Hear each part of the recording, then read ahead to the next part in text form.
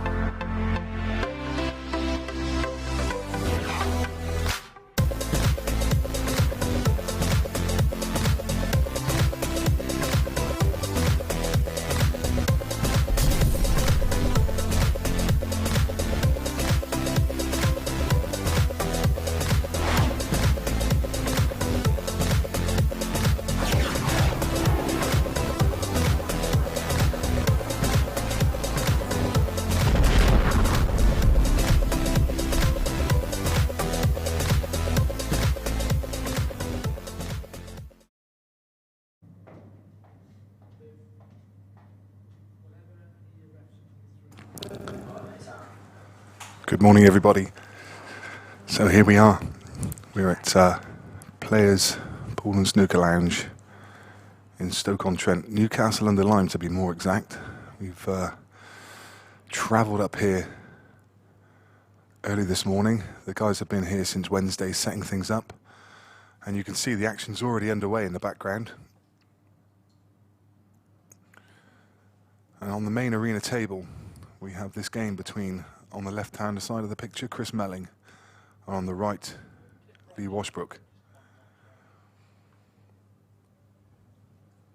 Very excited to be able to call this game in a brand new rule set.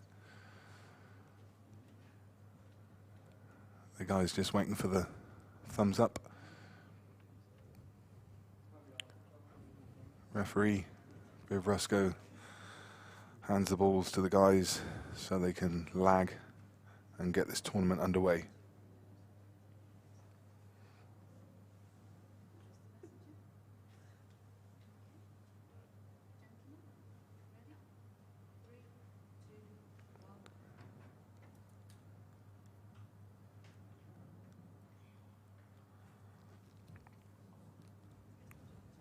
Chris wins the lag.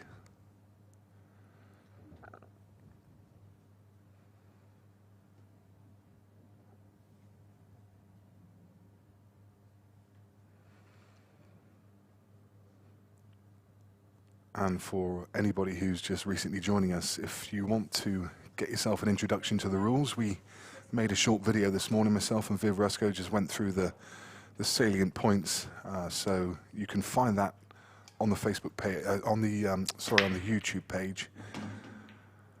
And also you'll find introductions to the rules on the Players Pool event page. You'll find the full rule set on there, or just a little intro.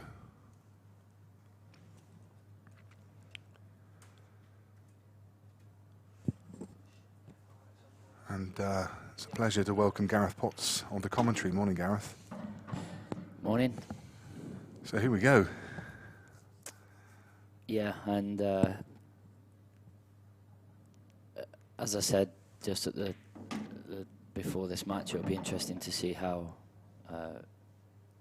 Chris plays, because I think most of this week he has been playing American pool, which obviously isn't ideal. The contrast between the two, as I said, couldn't really be more different, but he is sort of freakishly talented, so I think he is one of the players, or one of the only players in the world that can sort of get away with mixing the cue sport disciplines and still being able to play them all to obviously a very, very high standard. Well, he's hit the ground running, hasn't he? He's going to break and dish off of his... We did wonder whether he'd find any kind of difficulty transitioning back into these rules, but into this English 8-ball, but a break and dish straight up, that answers any kind of doubts we may have had. Yeah, it does. Obviously, it settles him down. But as I did say, it's more about the consistency, and there'll be certain shots and certain little tricky sort of cannons that he has to play where he won't be 100% sure where the cue ball's going, and he will have to sort of second guess it a little bit, and that's when it might come in. But like I said, he's that good that he gets away with it. And one thing that it does do when you sort of break and clear like that in such quick time is it is quite intimidating as an opponent there. Obviously, Lee Washbrook, because I'm not sure how many times he's played Chris before, but I don't think it'd have been too many. And when your opponent sort of breaks and clears like that and runs round and pots them as though they're all hanging over the hole, it is a bit intimidating. So it's important for Lee that he just stays focused and concentrates on what he's doing and not let Chris sort of frighten him to death, really. Yeah, I think these two met in the last event, and I think Lee took 7 frames off Chris, so he pushed him hard. I think the problem for Lee at the moment, he's not had a great deal of table time recently. He's coming in fairly cold, whereas Chris is barely off the table, whether it be this or any other rule set. He does play a lot. And this table this is the first match of the table, it will be playing unbelievably quick and unbelievably slippy. And as the tournament goes on, it does sort of slow down a little bit and bed in, and it is a little bit more playable. But certainly for the first match or the first few matches, the table it is quite difficult to play on when it's brand new, and it is difficult to keep control of the cue ball. So the cloth, it now has a name, Superfine, Strachan Superfine cloth. You've obviously had a chance to play on it now. What are your thoughts on it?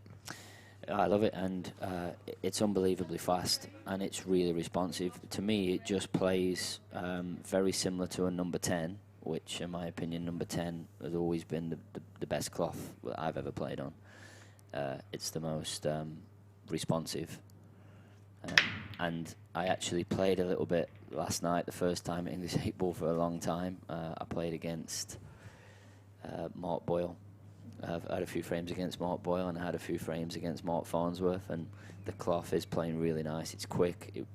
It seems to roll out maybe a ball or two further than the cloth used to before, and it's really responsive. So, and I think aesthetically it looks amazing. I think the grey with the reds and the yellows is the perfect contrast. Yeah. And of course the new arena, the new bright red arena, I think it looks fantastic. I think the contrast of grey to grey was probably a bit monotone, but as you say, I mean the balls stand out so nicely, and now we see the new arena. Yeah, the new arena. Obviously, it's all brightened up. It's a change for the grand final, and it also ties in well with the title sponsors of this event, which is Home Leisure Direct. It ties in well with their colour scheme of their logo. So no, I think the arena does look a lot better in the red. So back into the action. Lee came up dry on the break. He seemed to time it quite well, but didn't find a pocket.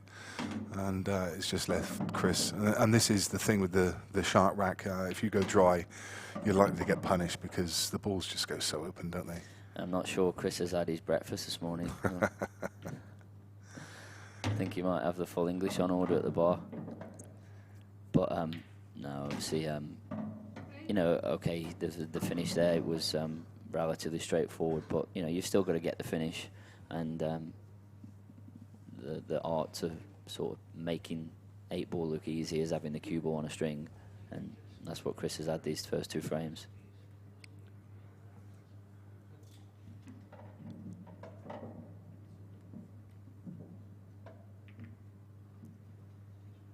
So if you are recently joining us, then please be aware that there are 16 games currently underway. In fact, there's 15 because Phil Harrison had a buy-through. The interesting difference between this event and the other events were a random draw, but this one has been decided by seeding. So you would have gained points for turning up and your final position in each of the first 4 events. And wherever you finished on that seeding chart would determine who you're playing. So number 1 plays number 128, and so on and so forth. That's why Phil Harrison got a bye, because some of the lower players didn't make it or didn't qualify. So there's a few players in the draw with a bye. But the interesting thing that it has done, it's on paper it seems to have brought up quite a few one-sided, or you would think one-sided ties, because you've got 1 playing 128 and 2 playing 127. Yeah, and that's exactly what, you know, a seeded draw should do. Yeah. You know, you should gain in it, or you know, on paper you should gain an advantage for your seeding, or for doing well in the other 4 events. You're rewarded with what's supposedly an easier draw. So if you want to keep up with the other scores, then just head across to qscore.com. If you click on the live tab at the top, you will see a link to the Home Leisure Direct Grand Final. I can tell you that there are a good number of games well underway. Zach Cooper's currently 3-1 up on Greg Batten. Stefan Rasides 3-0 against Andy Barber. Jimmy Croxton 2-1 up against Bash Maksud. The Battle of the Youngsters, Ben 2-1 up against Cole Bedford. Alex Bailey and Callum Singleton 2 each. Gareth Hibbett is taking no time. He's 5-0 up against Liam Pedley. Ben Roden 2-1 against Matt Schofield. Rob Chilton 2-1 against Gareth Higgins. Sean Chipperfield's in action. He's 3-0 up against Mandeep Jinger. Martin Hazel 2-1 up against Josh Kane. And finally, Ian Alley and Cameron Dunlop are 2 each. So those are the scores around the arena. As I say, qscore.com if you want to keep up to date with all those scores yourselves, but I will just take a quick look at them now and again, just so we know what's going on in the rest of the arena. And just while you were saying that, Nick, Chris has absolutely flushed the break again. Had probably the easiest finish of the 3, and as I said, with playing a kind of combination of playing the American pool all week and how quick and slippy this table is, on sort of quite a routine positional shot, he snookered himself. But one thing that Chris is probably the best at that I've ever seen is kicking balls out of a snooker. Interestingly, he's got a way of kind of finding the position on the table like I've never really seen other players do. Yeah, and he's got a system that he works out. One thing that I'm not sure that he needs to be careful of doing there is marking the cushion with his chalk, with his tip. You're not allowed to do that. I'm not saying he deliberately did, but you're not allowed to obviously make a point of contact on the cushion. So you just have to, and that goes with any positional shot. You know, you're not allowed to mark the cloth as a target point. And Washy now coming to the table, it's fairly open, but no real easy opener because he's got hamper queuing. So he's not going to relish this. Yeah, it's not. You know, 2-0 down, cold. Yeah. Chris ran around the first 2 frames. You know, this is not the easiest of finishes. One big thing at these rules, which to remember, is a foul is just ball in hand anyway on the table. I did wonder if he might try a safety option there, but he's just pushed his yellow safe. And well, he's pushed his yellow safe, and as I was saying there, Nick, the problem with the foul is, yeah, you get the ball in hand, but he's now got 2 balls on the rail, and that's what's so good about these rules is, okay, you've fouled, you've got your ball in hand, but you still have to take your finish out. There's no knocking your ball off the cushion. There's no knocking the ball off the cushion and then going for the finish, or as it is at the World Rules, you keep your 2 shots as long as possible. And so it does sort of separate the men from the boys a little bit when you're going for your finish, because you're always going for them with 1 shot, and there's always pressure on it. It seems to me a rule set that punishes you if you make a mistake. If you've got an easy clearance and you break down with 1 ball left on the table, then you're likely gonna suffer. You've hit the nail completely on the head. That's exactly what it does. If you make a mistake at these rules, it punishes you, and that's exactly what it should do. If you make a mistake, then you should get punished rather than gain an advantage. And what I mean by rather than gain an advantage is, for example, at World Rules, if you miss your last ball at the rail, and I've got 3 balls around that pocket, well, there's argument that you're still favourite. Yeah. At these rules, you've lost. And that's what should happen, because you made a mistake, you should get punished. Now, does that yellow go up inside the red? I mean, I don't think he can play that anyway. I mean, what I'm thinking is if he clears the top 2, then he's going to struggle to get back onto that yellow, isn't he? I think he's going to play try and move it. I think he's going to play the double. Oh, play a double, of course, yeah. But I'm not sure he's low enough. Not sure he screwed the cue ball far enough back, is he, to play the double? Might be too high. Yeah, he might have Maybe to. he's just okay. Maybe one of those he can punch. He's got to be careful of the double kiss, especially with these new cushions sliding. Yeah, he played Good it well. shot. This is good from Lee, actually. It's as you say, he would have been cold coming to the table. He's cued a couple of nice balls in amongst this. As I say, I saw him put on a Facebook status that he was coming to the tournament fairly cold. I think he played a money match a little while ago and lost it, and he's just been a bit sort of downhearted about the game since, and not really had any table time. So it's going to be tough for him. Yeah, one positive I will say from that is, if he has played a money match recently, he obviously would have been putting a lot of practice in for that money match. Yeah. Money matches are generally played to a long race, so even though he's lost a money match, it's obviously not ideal preparation, but he certainly would have been putting the hours in. Yeah. He looks pretty relaxed. He's just exchanging a few words with Jeremy Hooper, who's turned up early this morning, watching on. And you can see there the title sponsor in the background is Home Leisure Direct, and they are an online retail company. They're the largest in the UK. They sell all sorts of equipment, gear for the home. You can check out their website, homeleisuredirect.com. They have got a load of new pool tables in stock ready for Christmas. So if anyone is wanting pool tables or any other home equipment stuff, then check out their website.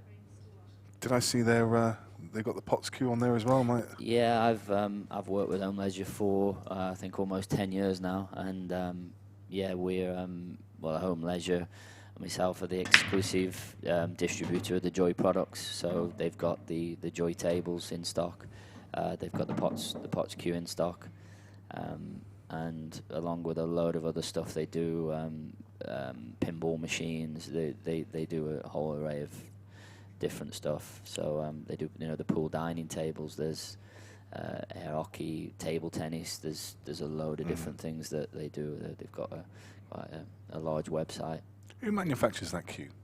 It's a company that's produced in China. Okay. So the queue is a replica of my queue, basically height, weight, balance, everything, and yeah, they're produced in China. So there, Lee's broke off quite an easy finish, but obviously to be on yellows he had to pot a yellow. He's missed the first yellow, which now means that easy finish is now left to Chris. It's not like World Rules where obviously you pot a yellow and you're on yellows. A little bit sloppy there from Chris. He wanted to be straight on this to drop on the one down the rail. Can still do that actually, it was okay. I thought he had a little bit more angle.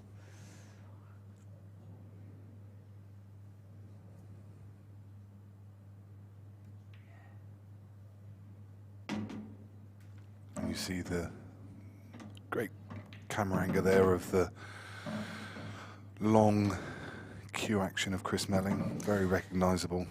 He's got a very long cue action, but what he has got is unbelievable timing, and the way that he strikes the cue ball and the way that he times the cue ball is as good as you'll see, really. Almost too good at times for a brand new table, and what I mean by that is if you time the ball too well and you're striking it too good on a brand new table, it's hard to keep control of the cue ball. Is that, I mean, I think we've touched on it before, but this cue action that he does have with such a long drawback, for a lot of players that would be really difficult, because obviously the longer you draw back, the less accurate you're going to be on impact to the cue ball. So is it just a measure of his talent that he's able to pull that off? Yeah, I think you're exactly right. What it is, the longer cue action you have, the more room there is for error on the way back all the way through, because obviously the shorter it is, the less chance of something going wrong. But it's the way that he's always played. It's the cue action that he's always had, and he'd never be. He has over the years, I think, tried to shorten it a little bit, and one way he's tried to do that is by pushing his bridge hand a little bit closer to the cue ball, which means that you physically can't take the cue back as far.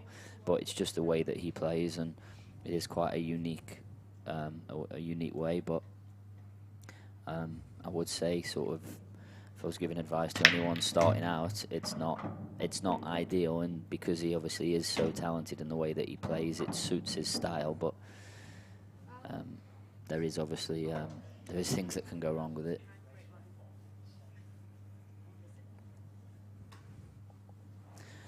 It actually did used to be even longer. I remember back in the day when I came all through the juniors at the same time as Chris through the England setup, and his cue action did actually used to be longer, and we always used to have a bit of a joke about how he releases his hand off the back of his cue as well. Maybe we can get a look at that in a little while when he plays a shot. But not only has he got a really long cue action, he actually releases all of his 3 fingers off the back of the cue as he comes up. And we used to have a bit of a sort of standing joke about how he could sort of change the light bulb on the top of his backswing, because it used to be that long and that high. And we'll get a look at it in a minute, but his whole hand does come off the cue. So we've been given a new commentary position. We're now in a side room, which is quite nice, because we were next to the table in the other event, so we had to be very careful about the volume of our discussions. And quite often been accused of coaching the players as we're talking through shots. So it's nice to be in a side room now where we've got a bit more freedom. And it's 3-1 to Chris Melling. We saw Chris breaking going off there. We haven't seen a foul yet in open play, so we haven't been able to discuss that. But the two differences between the fouls now, there are 2 slightly different fouls. There's one off the break where it's cue ball in a hand anywhere behind the line, but you only get 1 visit. The other foul is a foul in open play, so if you go in off or fail to hit a cushion, etc., any open play fouls result in ball in hand anywhere on the table, and it's only 1 visit. So there's only ever 1 visit, never 2, never any kind of free visits. It's just 1 visit, ball in hand. So that's one of the major differences with the Supreme rule set.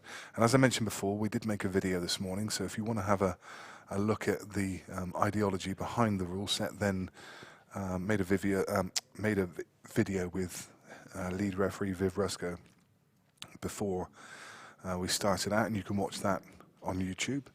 And also, if you want to have a read through the rules, then you'll find them on the Players Pool Events webpage. Yeah, and the big difference for me with the rules is your mindset of when you're winning and losing at these rules, as opposed to certainly at World Rules, but even at Black Ball rules, your mindset of when you're actually winning and losing during a tactical frame, or a frame where there's balls near the pocket, your mindset is completely different. What I mean is that if you've got a ball over the pocket at these rules, it's no good to you. If you've got a ball over the pocket, certainly at World Rules, your favourite. I think Lee can just find the gap here and should just build He it. can just find the gap, and I think he got really lucky because if he's a little bit shorter or a little bit longer, he wouldn't have had that gap, and he'd have probably had to play the swerve. So I think he got a little bit lucky. But I did say that the table does play tough, and when Lee potted his second to last ball there, he played it with a loaded check, and the check just didn't grip off the top cushion.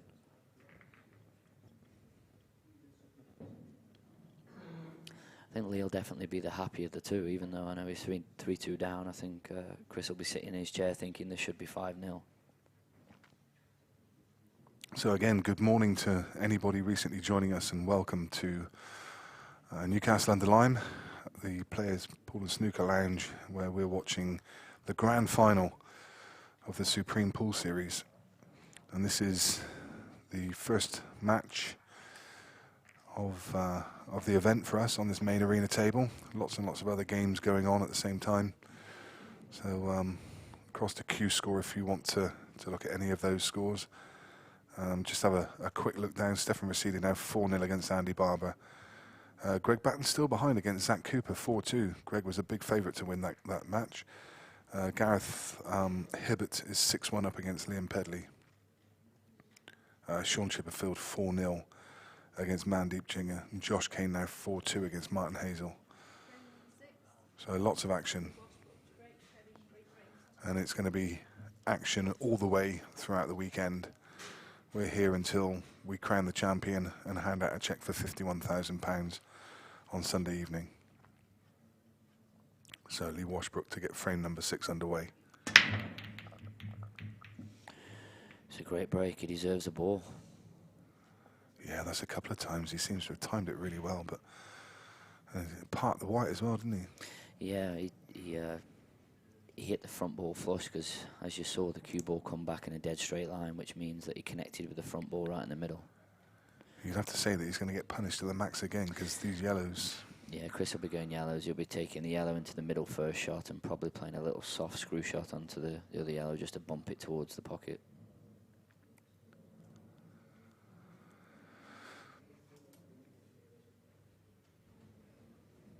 I think he's just thinking, can he actually get hold of the cue ball enough? Can he actually get enough screw on the cue ball to play that shot? I think he can.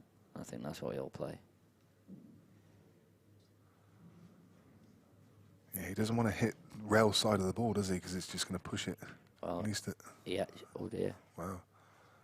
See, he actually didn't think that he could play the shot I suggested, and having decided that he couldn't get enough screw on, what he tried to do was play it plain ball with the left-hand side and just flick it. Now, I don't know whether he got a kick or not, but I think he certainly forgot about the most important part of the shot, which is potting the ball. Yeah. And now that's developed the Reds possibly into a better position. Would you be looking at Reds here? Yeah, I think I would. These two Reds at the bottom end of the table here, on either side of the line. I'm not sure if the bottom one, so the one closest to the yellow, passes into the right corner. If it does, that makes a big difference. Yeah, I don't mean into this pocket into it, I mean into the right corner as we look, yeah. Which I don't think it does into there, which means that he'll have to take the other one away first, which does make a difference to this clearance. And it is just little fine margins like that. If the red that's close to the yellow, if that did pass into the right corner, that makes this finish a lot easier.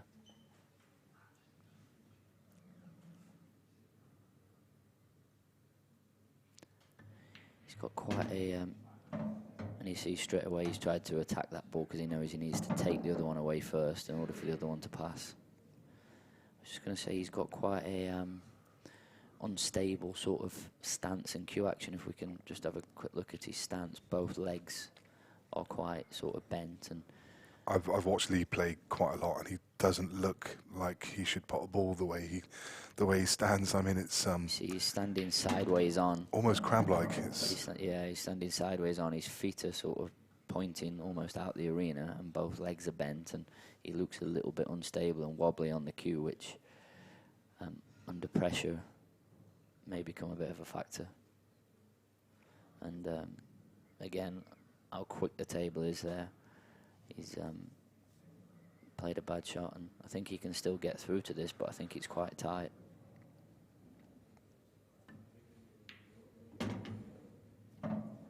So So it's a good pot, but he's now got the problem of getting onto his problem ball, which I said at the start of the rack. He's now got the problem of getting to it. Yeah. And even the one to the middle is just kind of, there's no natural path, is there? I think he needs the cue ball on the side cushion. Yeah. I think if he checks this and gets the cue ball over to the side cushion, while he's left the angle the other side, still okay. But those two yellows, which he's just snookered himself behind, are a problem again. Yeah. So probably going to be, I mean, he needs to time this well, but probably better off under-hitting it than Exactly. overhitting There's it. everything for being short here, nothing for being too long. But too short. Well, he's been lucky he's hit it. Wow. He'll take that. Yeah.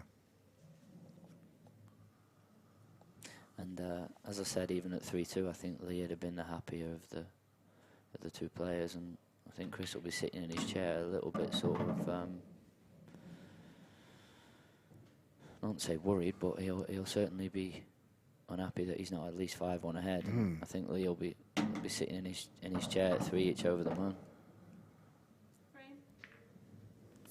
Yeah, you almost feel that Chris has dominated play so far, but it's 3 frames each. Chris has just made a couple of silly errors.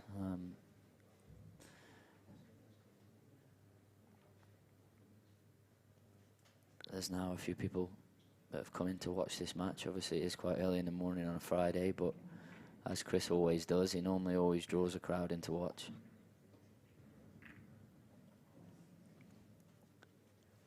So entry fee for this series of events was £1,400, and that brought you into 5 separate events, which we've been playing throughout the year. I recognise that people will probably only just be joining us, but this is the 5th time we've been here.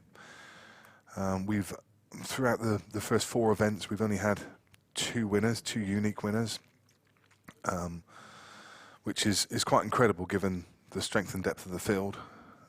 One of the winners was Phil Harrison. He's won 2 events, and the other one, Scott Gillespie, who has also won 2 events. So both of those players will be looking to win the big one. This is the grand final. As we mentioned at the top of the show, £51,000 awaits the victor. So who's your call, Nick? Well, there's a few informed players. No sitting on the fence. No. I've got three players that spring to mind for me that are in. I mean, it's hard to pick throughout this field, but Gareth Hibbett has been on a rich vein of form recently, making back-to-back 147s on the snooker table, and then went into a tournament shortly afterwards where I think he lost in the final. I think that Gareth is playing well enough to win this. Another player who has been winning lots of things recently is Jordan Shepherd. If he's firing this weekend, then he is going to be a very, very difficult player to beat. And somebody who's back to winning ways after maybe a little spell in the doldrums, even by his own exceptional standards, is Mark Boyle. Mark recently won a fairly substantial event and a good prize, and he's playing very well. So those are my 3 picks for this weekend. But if you put me on the fence, I don't know. It's so difficult with this field. If I had to pick one of those, I'd probably say the most consistent player of those is probably Mark Boyle. Well, I'm not gonna go for all the explanation of that. I'm gonna go Tom Cousins. Yeah. Yeah. I haven't seen his draw. I haven't really studied any of it, but yeah, I'll go Cousins. I think he's due. I think he's due a win. I think for someone who breaks as well as he does, I think he's due a big win, because I think he breaks too well to go. You know, the rules will suit him as well. So a good attacking, aggressive, someone who likes dishing balls. Very much so. It's another player very hard to look past. And just while we were saying that, Chris hit the best break of the match. The balls were actually fighting to get into the top left pocket, and they got wedged. He played quite a good shot on his 3rd to last ball to kick the yellow away from the black, and within I don't know, maybe a minute and a half, it's 4-3. Yeah, he's the kind of player that so destructive. I mean, this could quickly get away from Lee. Lee needs to stay right on his coattails. Otherwise, if Chris gets 3 or 4 ahead, then it could be a rout. But Lee doing everything he needs to at the moment. He's staying there, putting the pressure on Chris. He needs to do the same here. He needs a good break. He's been timing it well so far. No luck, but let's have a look. Frame number 8.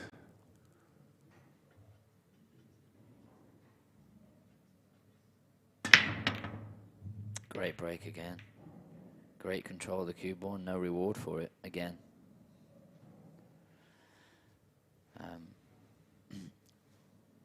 One thing to note at these rules, which is very different to the black ball rule from the break, is you can't play a red onto yellow first shot and be the yellow. Is basically the ball that you hit first is what you're on. And you could just swerve around that. Look how quick that's run down the table there. There's definitely an extra sort of couple of rolls out of the cue ball there. And in as quick as Chris just won the last frame, he's going to win this one as well, I think. And obviously the break is a huge part of this, and I think you just have to try and concentrate on your own break and almost treat it like the serve at tennis. You're supposed to hold serve, and if you hold serve and then your opponent's dry and you almost break his serve, then I think that's perhaps a good mindset to have when the balls are breaking like this. Fantastic stuff from Chris Melling. So Chris just potted 8 balls there, and I think he only actually queued up and feathered 8 times. Yeah. I think he just put his tip to the white, pulled it back once and hit it. A real pleasure to watch.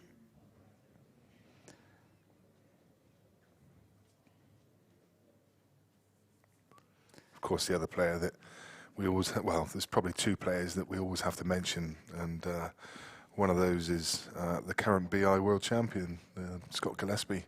Obviously, he's already won 2 events. He knows how to win it, and couldn't be on more form just winning that world championship last week. No, he's had an unbelievable season, and he is obviously an unbelievable player, and he is a really nice guy. And I do think he's one of those, even though he's had the season that he's had, I do think he still maybe slips under the radar a little bit. And he's obviously more than capable of winning this event and any other event that he plays in. He's got a huge break, he's got huge firepower, and he's very good under pressure. Coming off the back of winning the BI event, like you said, he's going to be full of confidence. Not though he needed another win of the season that he's had. He's definitely one to look out for.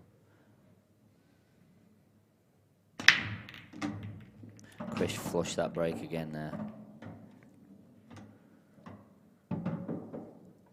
Chris, you see, he just pulled his face there, which tells you that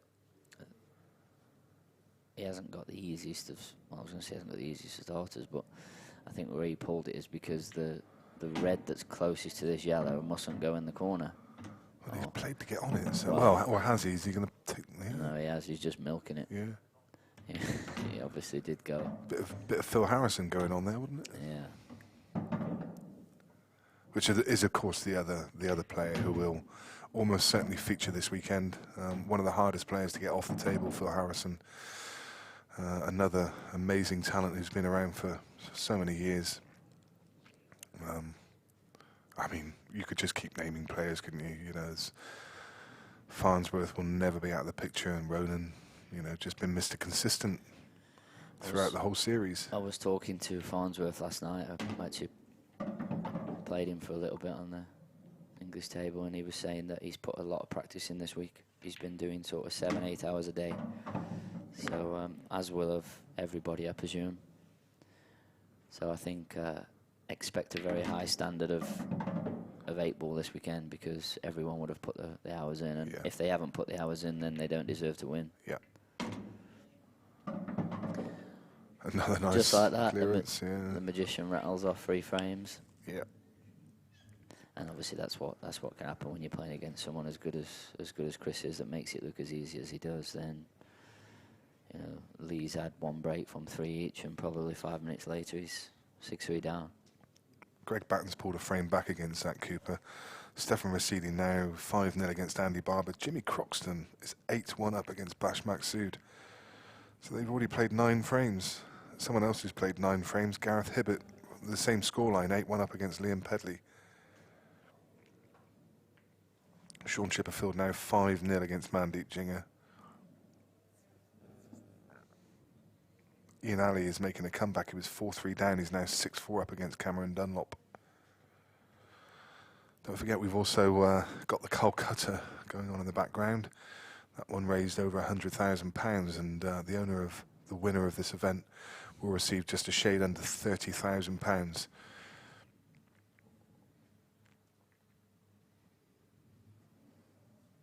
A massive weekend for pool.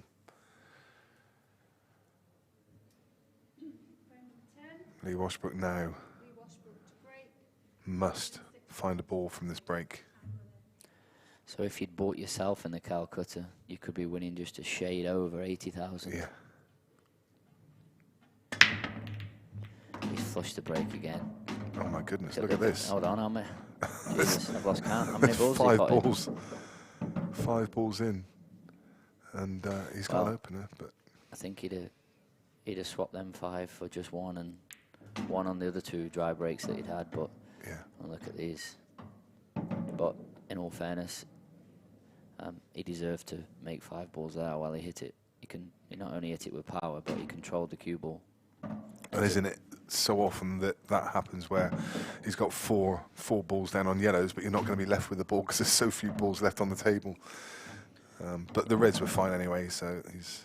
Yeah, and what it does do is it just takes all the traffic out of it. You know, there's nowhere for him to go wrong. There's nowhere for him to snooker himself, and the only way he can possibly miss is if he gets an horrendous kick.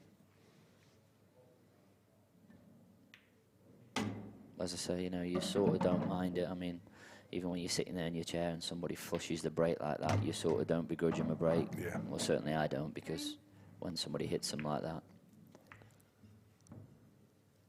you definitely deserve to make a ball. And obviously the short rack's making a difference every time, because all 15 balls are guaranteed to be touching every time, which does make a big difference.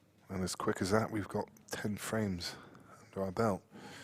Yeah, I'm not sure there's going to be a quicker 10 frames than that in the tournament, to be honest. No, these guys started a good 20 minutes after everyone else, and the most frames in any other game at the moment is equally 10. Gareth Hibbett now 9-1 up against Liam Pedley, but as I say, all those games would have started a good 20 minutes before this one. Both players quick around the table. See Lee Kendall in the background enjoying his breakfast.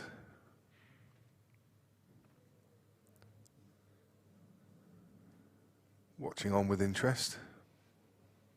Watching his baby mature.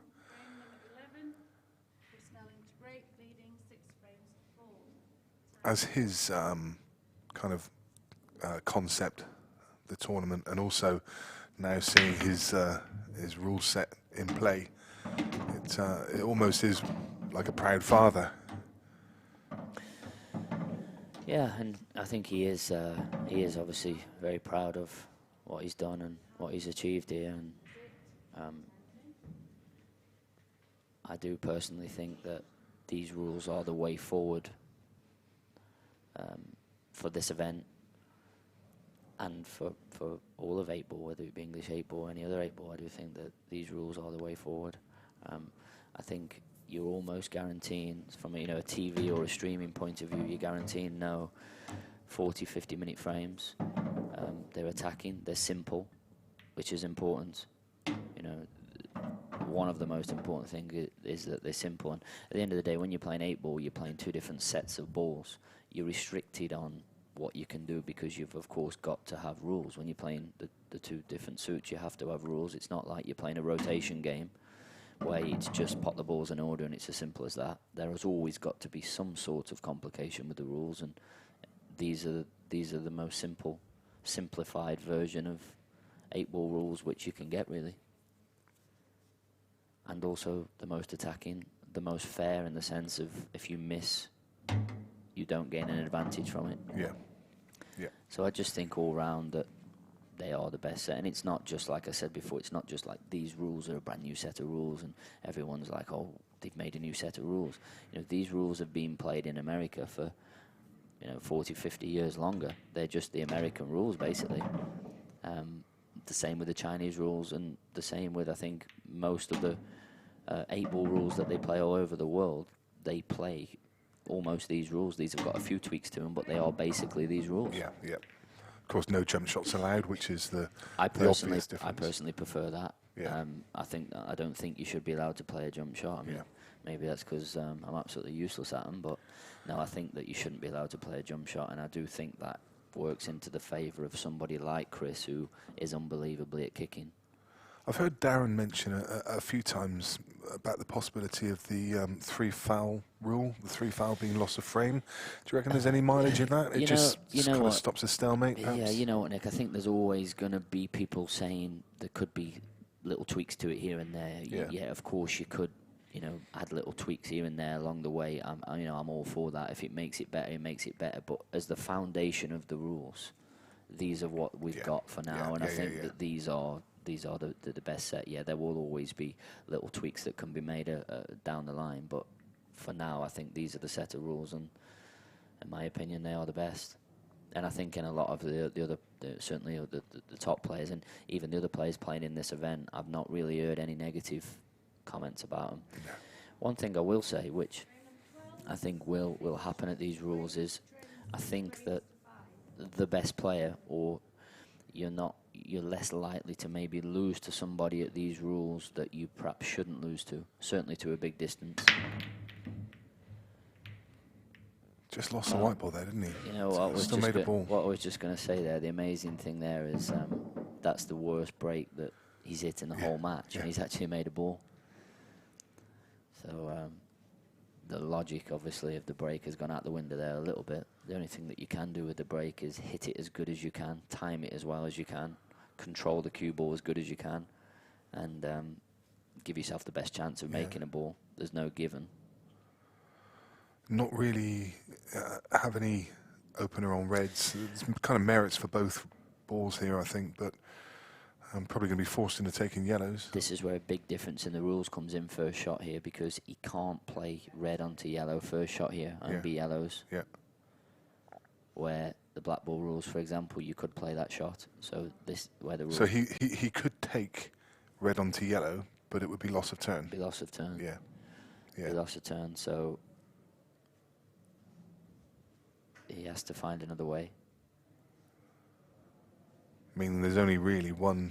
Well, what he should be doing here is, and again, when I said your mindset of when you're winning and losing is different, he should pop the yellow that's in the middle of the table, he should screw back, and then he should play the red that's close to the black spot. Well, he's missed that. What he should have done is then play the yellow that's just to the right-hand side of the black spot. He should then play that onto the red over the pocket where the black is, pot it, and that's just loss of turn. Yep. That was the shot. And then he's taken that, Then he's taken that pocket, and Chris just plays from where the cue ball lands, which would have been in the jaws of this pocket. Yeah. So Chris, he'll have a much more mature understanding of this rule set. That he may see that. So Chris is going reds here, but I think he's made a mistake there. He's only gone reds because he thinks he's on reds. Yeah. And it wasn't. It was an open table. Yeah. So I think massive mental error there from Chris. And I think what he's going to do is he's going to pot this, and then I think he thinks he can play the. Oh, I thought he was going to play the plant down the row. Plant down the row, yeah. Off the yellow. I think he still could, couldn't he? I mean, but it looks fairly dead set, so. But he wants it off the yellow, though. He doesn't want it direct. Yeah, he wants to move the yellow, yeah.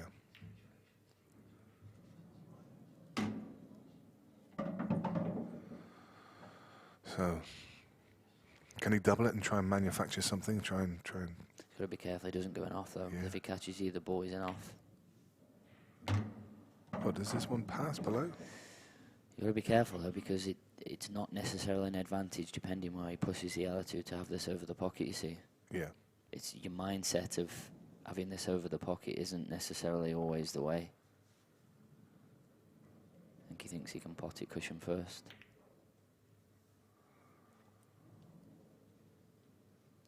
So that necessarily isn't an advantage now, because Lee could just drop the one over the middle and then just plant the...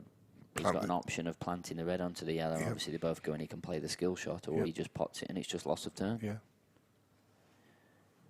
And he can't see the one that's over the right corner pocket. And so we'll find out now how much Lee has actually understands the rules, because that is the shot to play.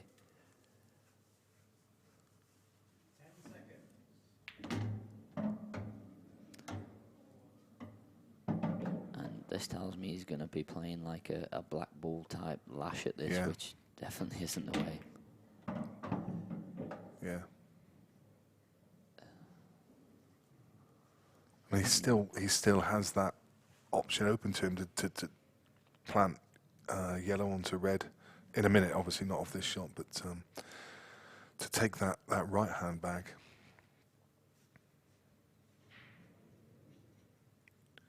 But he has to try and play some kind of tactical shot here. He's never going to clear with the black where it is.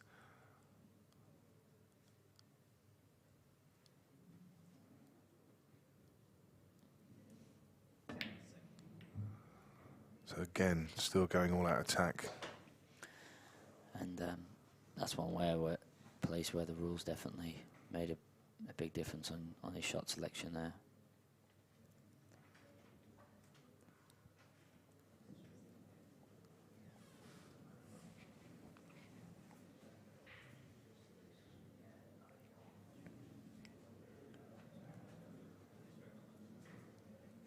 The reason Chris has just stalled a little bit here is because he knows that he has to be careful, because, like I said before, having balls over the pocket necessarily isn't an advantage. So he's just got to be a little bit careful, because he knows at any point Lee can play the yellow onto the red, and wherever he leaves the cue ball, he has to play from there. But judging by what Lee was playing there, it sort of just tells me that he doesn't really know that he can play that shot, really. That's a great shot from Chris. You see his vision's just second to none, really. He knew playing the red into the yellow, the red was never going to go anywhere. It was always going to stick to that back cushion. Fantastic from Chris. It's fantastic from Chris, but it was also really bad from Lee. It was, yeah. Because you know, in those situations, especially against someone like Chris, you know, that was a big frame, really. You know, to get back to 6-all there, I think.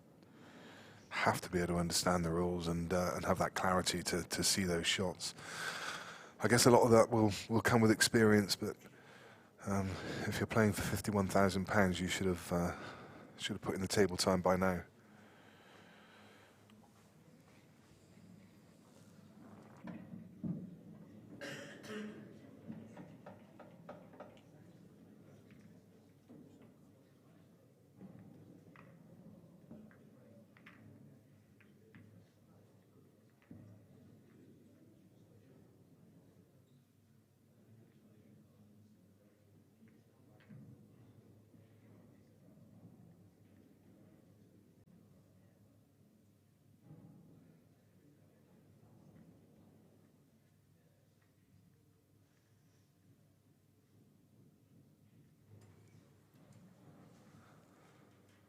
So a couple of things to mention, a couple of really good opportunities for you guys this weekend.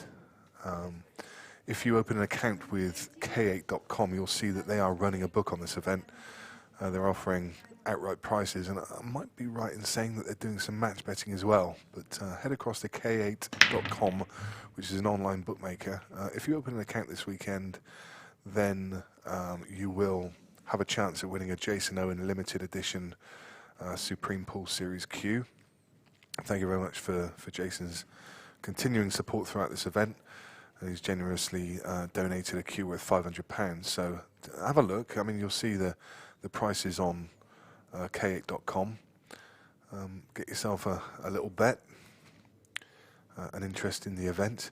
And the other thing, of course, is we're able to give away a Supreme winner pool table this weekend.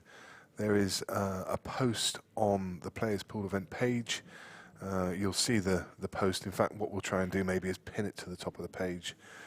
And all you need to do is like and share that post. And if you've already liked the group, then you'll have a chance. One lucky winner is going to get a Supreme Winner pool table delivered to their door. So if you haven't done so already, go across to Players Pool Events Facebook page, and you will have a chance at winning yourself a Supreme Winner pool table. All you need to do is like and share.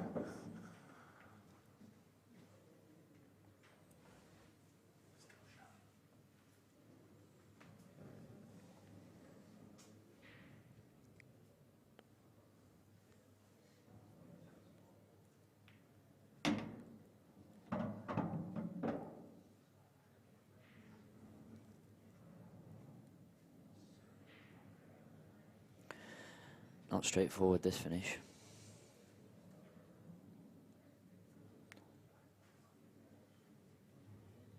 He tried to develop his Badiao in bulk, but he's sort of developed it. He wanted to hit the red full ball to push it towards the pocket, but he's pushed it to the back rail and it does pop, but firstly he's got to get the cue ball onto the top cushion, and then he's got to get the cue ball out depending on when he takes it. So definitely not easy, this finish.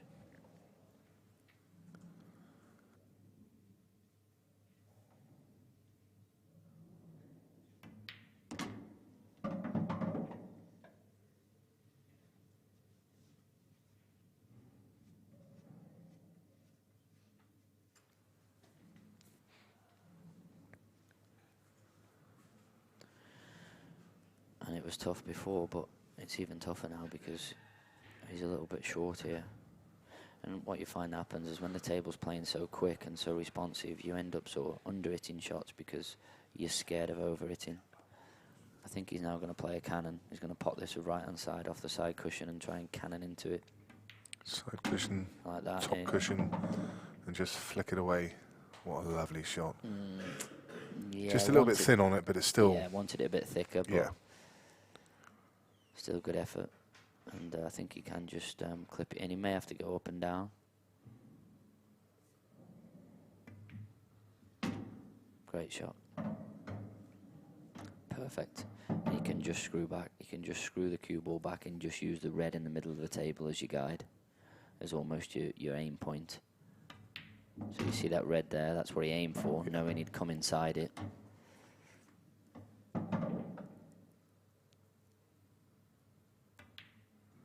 And Gareth Hibbert is just stood at the back there watching on. He's already finished his game. He's having a chill out. He won his game 11 frames to 1 against Liam Pedley. Just to touch on Gaz Hibbert, what he did recently, he played I was actually talking to him about it yesterday, and he was actually playing a little money match at snooker in the club, and he was actually losing the match. The guy had come over, he said he didn't really even know the guy that while he was playing. I presume it was just someone from the league or his local area that he was playing for a few £100 in a money match. I'm not even sure what it was raised to. And he said he was losing the match, struggling a little bit, and the next minute he's had back-to-back maximums.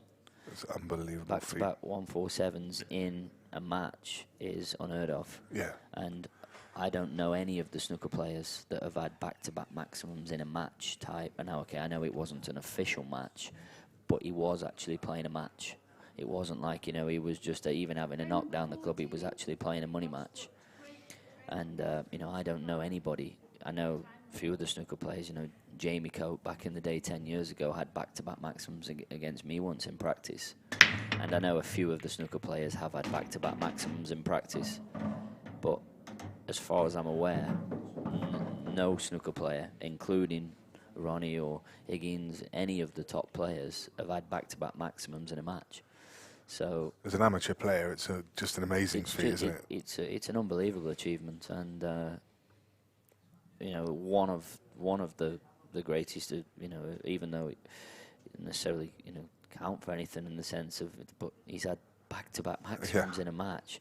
It's one of the most amazing records, if you like, achievements that I've ever heard in Q Sports. Yeah. And like you say, from a player that doesn't even play on the snooker tour. No. So well done to Gaz for that, and obviously flying the flag high for the English 8-ball, from the 8-ball players, because obviously that's where he's come from, and that certainly does the credibility of it no harm when they see one of the top players doing that. Yeah. And by no means, I mean, I'm sure he won't mind me saying, but he's by no means a young gun. I mean, he's you know, deep into his 40s.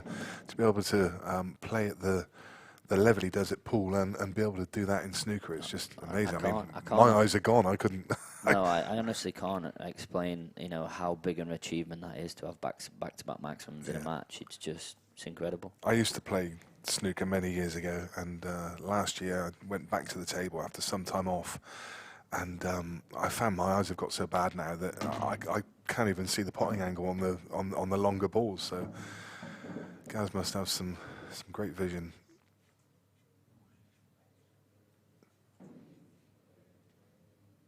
Red in the middle of the table, here's the problem. Because it doesn't go to the bottom left corner, it doesn't go to the left middle, it doesn't go to the top left corner, and it doesn't go to the bottom right corner. So you must leave an angle. He's finished just a tiny bit straight, and you need a bit more of an angle to be able to run across table to play the red in the opposite middle. But yeah, this is not a good angle. No. He wanted to be straight on that last ball, so he could have just run through and took it into the right middle and left this one last. But well, the other thing, of course, he's only got half a pocket, so he can't even nick the pocket and try and create more of an angle. He may have to screw on off the top cushion here. Yeah. And play on it as a, because if he flicks the yellow, there'll be a choice of it into it. Oh, good shot. Wow. Where's the yellow going? Where's the yellow going? I think he's okay. Wow, that would have been unfortunate. He's going to have to pull another one. Well, good one out here. I think he's okay. I think he can just screw off the yellow a little bit. Maybe just, and maybe the cue ball's going to hit the other yellow, and I think he might have to just take his medicine and play the black from where that yellow is in the middle of the table. Because you don't want to rip it too much, because you can snooker yourself. Yeah. Like that. Oh no. You'll snooker yourself if you rip it too much. I think you just had to take your medicine there. Yeah, just guarantee yourself a shot. You can almost see a bit of a smile on Chris's face in the background, as if he had a feeling that was coming.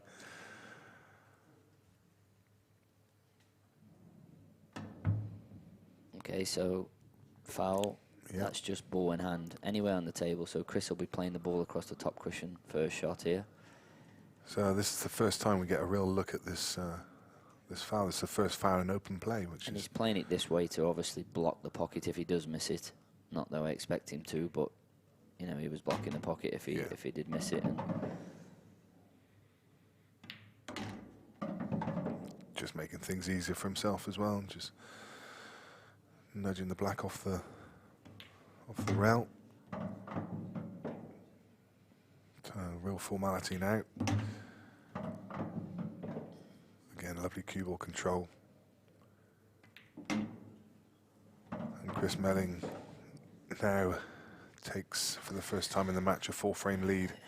yeah, and you know what, Nick? It was all this sort of barrage of clearances from Chris all sort of started with that frame when it was 6-5 to Chris, and Lee made the wrong, well, he missed the ball to start with, but he made the wrong choice tactically. Yeah.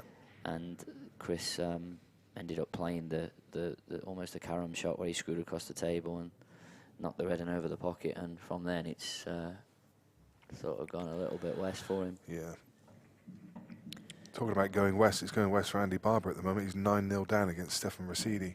So unsurprisingly, the draw has thrown up these kind of one-sided affairs, and I think the scoreboard kind of reflects that in a lot of the matches as well. It's Sean Chipperfield 9-0 against Mandeep Chinga. Callum Singleton 8-4 against Alex Bailey.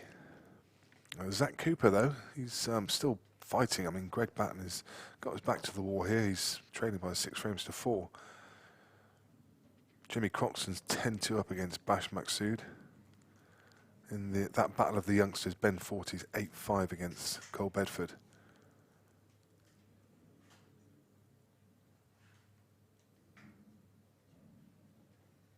And it's Chris Melling at the table. Viv's left. Oh, Viv's left there. Well, that would have been fun. We'd have seen some balls getting vaulted off the table had Chris not noticed.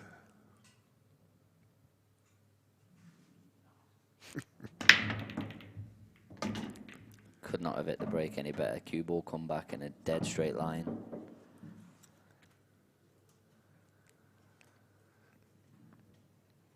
And he'll be going reds, and he'll pot the red over the pocket and screw back onto the yellow and just bump the yellow out of the way.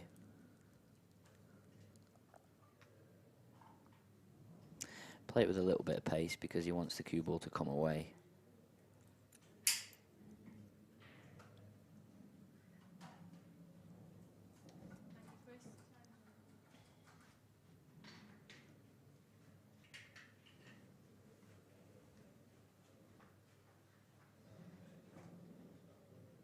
He's just looking there at where he wants to hit the yellow. So when he pots the one over the pocket, he's just pointed to the point where he wants to just bump the yellow out of the way.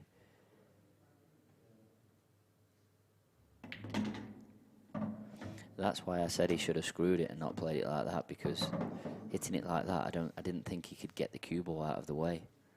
Well, had he ever screwed into it, the momentum was all coming this way, and I think all three balls would have just tracked into the middle of the table a little bit more, and he was guaranteed to be on the ball. So again, he's just looking at cushion first. And he will get very close to this if he doesn't pot it. Trust me, it will definitely hit the jaws. Oh, well, there you go. Commentator's curse. What do I know? I did say he was the best I'd seen at kicking. I'll take that back now. Struggled a couple times now. For Chris, you always expect him to go close on those. And the couple we've seen him play, maybe just misjudging the bounce off the rail slightly. Yeah, he's rubbish at the kicking.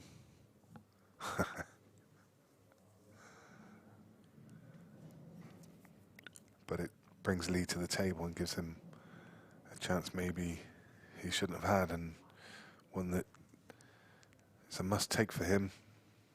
And it's not going to be plain sailing. There's this little cluster of balls at the top of the table present a problem because I don't think either of those two pass into the top right pocket.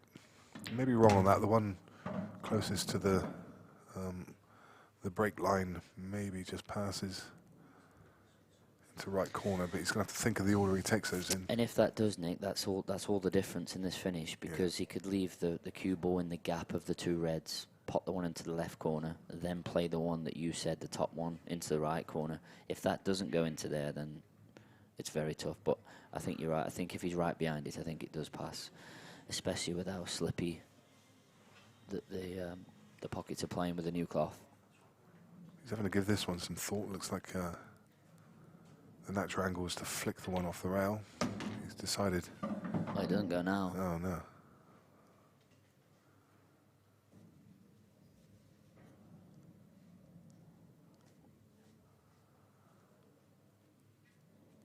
Now he's got real problems.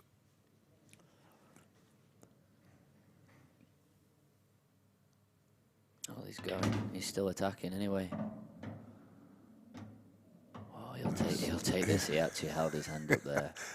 That's a result. I'd like to get a picture of Chris's face after that shot, because that's unbelievably lucky where he's finished. There you go.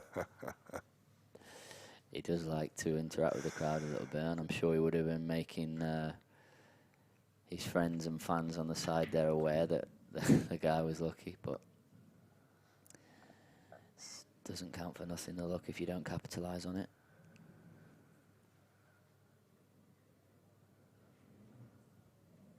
So again, Chris coming to the table with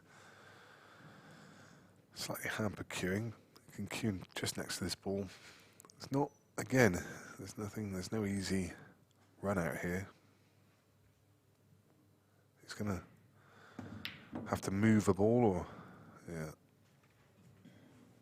That slightly hampered cueing just made him maybe cue slightly across the ball. Yeah, and that's what we were saying about having such a long backswing is there obviously is a lot that can go wrong from the take back to the delivery. You're pulling the cue back a long way and pushing it through a long way. So if you see in contrast to that, Lee's take back is probably about an inch. Yeah. Certainly was on that shot. Yeah. I was just about to say that one with a great chance of going wrong. He's always going to kiss that red at the top, and yeah, I don't really know Need to what play he, it. what he expected there. Yeah. It couldn't really have gone anywhere else. He had to play it hard to move the red out of the way. yeah.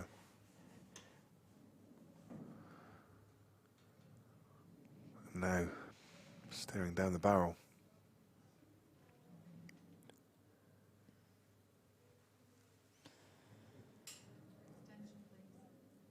And he can't possibly clear, can he? He pots this ball, he's dead. He can't jack it and screw back. He's trying to screw back. Well, that would have been. Well, if he'd have potted that and cannoned into that. That would have been some effort.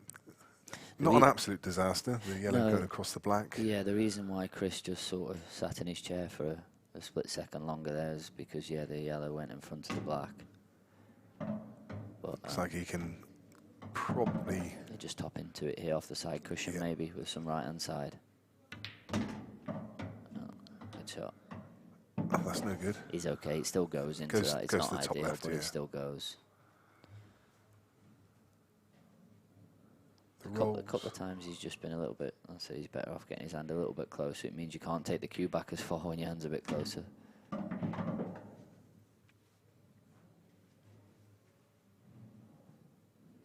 You see that there, even on that shot, it comes right back to his finger. And one thing with Chris as well is after a match, he actually has a big chalk mark on his thumb and his finger. Yeah. Because he's took the cue back past the ferrule, the tip, if you see there, look, the tip actually touches his skin. Yeah.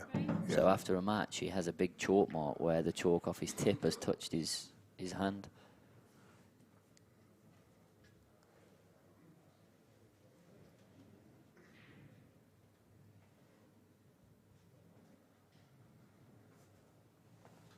So again, while I recognise that people are joining us as we approach Friday lunchtime,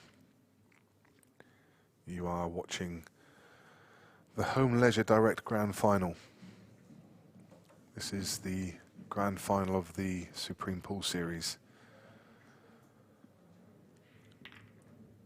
It's double elimination, 128 players. There were some buys in the field, but essentially 128 players start. Double elimination through to the last 16. Yeah, you can see all the sponsors there of the events. There's K8.com, Aramith, Home Leisure, Direct.com, Strachan, which is obviously the cloth that you're seeing, and Jason Owen Hughes. Also working alongside the event is Jed Ronan taking bets. So if any of you want bets, accumulators, you can contact Jed through Facebook and get your bets on with him. He does match betting, outright prices, and handicap. I'm not sure exactly, maybe handicap betting. Contact Jed if you want get in on the action. And you saw in shot just a second ago the picture of the trophy. And that's going to look fantastic on somebody's mantelpiece. Really is a great trophy befitting this grand final. That's a really nice opener from Lee. Probably would have, well, I don't suppose it matters too much, maybe would have preferred that ball to stay on the table. He just needs to think about what he's doing at the top of the table here, doesn't he? Yeah, he would definitely have preferred that ball to go over the middle, because it would have been over the middle now. Yeah. He's potting them two at a time at the moment, but he's in trouble. Needs to pull out a good one here.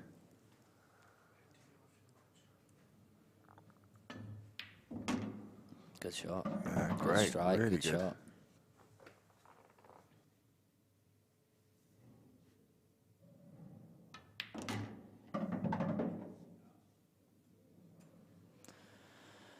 Another good positional shot.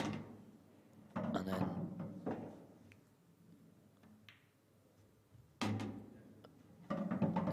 there's been some good stuff from Lee in this match, and there's been some bad stuff. Yeah, some moments of real great potting. That's the trophy, and just to give you an idea how big that is, the guy standing to the left of that trophy is big. He must be about 6'4". Yeah. So just to scale it for you. The guy guy standing to the right is 4'4". No, the guy to the right is 6'2". The guy to the left is about 8'1". No, that is some trophy. That's, as I say, it's befitting of the grand final. It's somebody on Sunday night's going to be holding that aloft and relishing a cheque of £51,000. Incredible.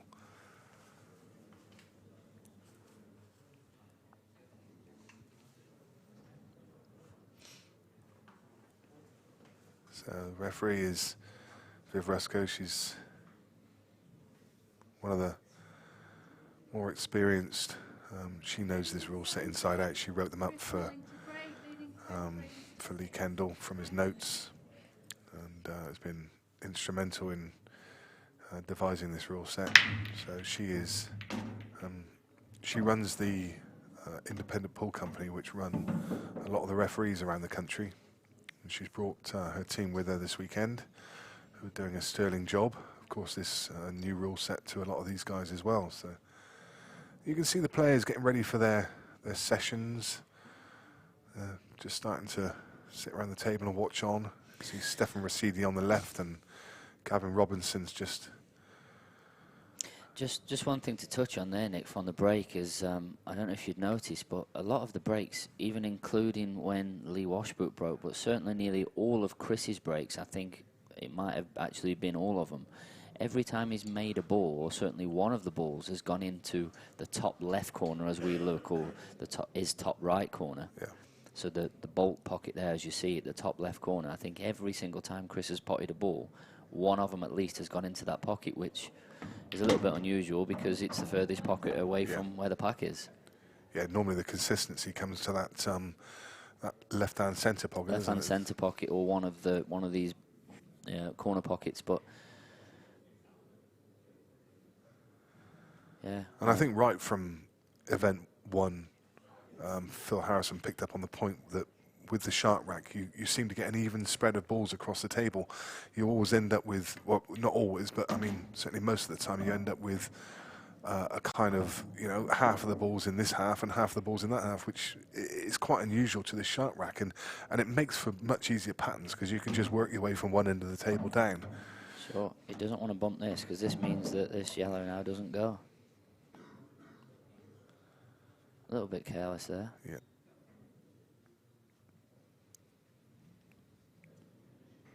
But as I said, this table is quick. Can still manufacture something, can he? He can. It goes to the same pocket that he's playing this one, so maybe can. He could possibly screw back into it now. Good shot. So you take the one over the corner now and just leave an angle, and the one in the middle just to drift up. And I think this is the beginning of the end for Lee. Like I said, he's played some decent stuff. He's got a couple of quite big finishes, but also missed a couple of quite easy finishes, which obviously you can't afford to do against one of the best players in the world. So final rights, and Lee Washbrook will go across into the losers' side. That's an impressive performance from Chris Melling. Stick with us. We will interview Chris in just a few moments. But thanks very much, guys. That was great, a great opener, and a kind of great introduction to the rules and to this grand final. We'll be back in the interview room in just a couple of minutes, and then we'll be back with the action with an amazing game between, well, what could be an amazing game between Darren Appleton and Darren McVicker, the Battle of the Darrens. So you see Chris just getting railroaded into the interview room. He's never shy to come in and have a chat, is he? So we'll speak to him in just a moment.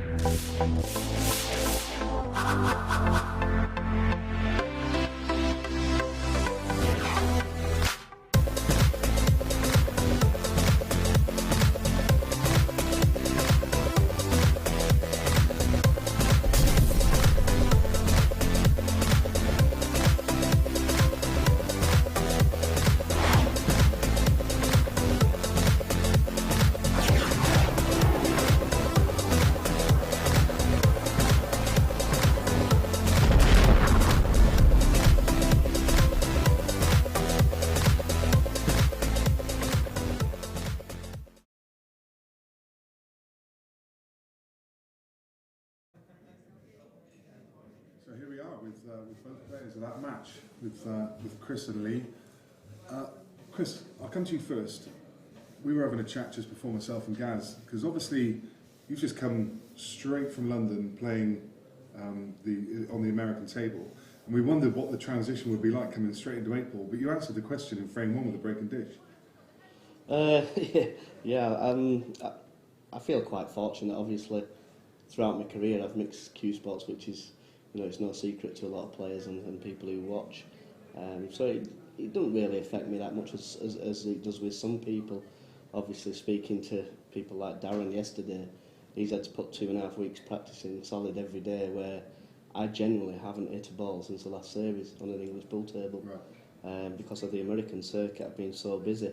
But I think that as long as you're cueing a ball and you're letting your arm go a little bit, I don't think it makes a big difference. So just to touch on that though, Chris, I think you are one of the only players in the world that can get away with doing that, of playing a bit of English 8-ball, then going down to London playing American pool on Simona's cloth with completely different equipment, where the hit on the ball is completely different. You're having to spin everything inward side. You're playing with a 12 or 13 mil tip. It couldn't be a bigger contrast in cue sports. Then you just come here the day after. You didn't even have your English cue with you. You had your mate bring it down.